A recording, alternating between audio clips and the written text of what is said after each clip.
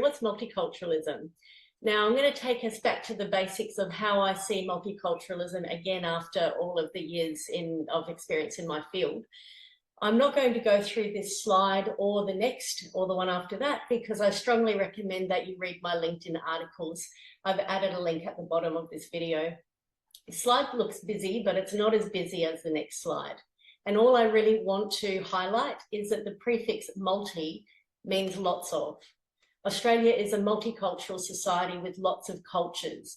And what we're looking at in a multicultural society, and I know this is going to be quite contentious, is essentially geography. Where do you come from? What's your culture? What's your faith? A friend of mine speaks about the three cultures that she has, where she was born, the different country that she grew up in as a child, and then her teenage and adult years here in Australia. She also speaks about her refusal to choose one of those above the others, although she said she's regularly asked, yes, but which one do you identify with? In a multicultural society, she may be seen as multicultural, as a mix of cultures, but her experience is that it's more often than not that she's asked to choose one. Multiculturalism often can't cope with people choosing to recognise all their cultures, and I know that's a very contentious statement, but unless there's action from people like us to facilitate relationships, we'll only ever ascribe to someone who we think they are, not all of the parts that make them them. When you look around our multicultural society, how well are people from different cultures interacting in your community? If you walk down the street, who do you see talking with each other, walking with each other? If your council puts on a multicultural festival, how do you make sure that people are not just seen as their traditional clothing or dance? How do you make sure that they're seen as people, valued and valuable community members? At a multicultural festival, who's there and who isn't? And at any council event, look around you. Who's there, who isn't there, who should be there?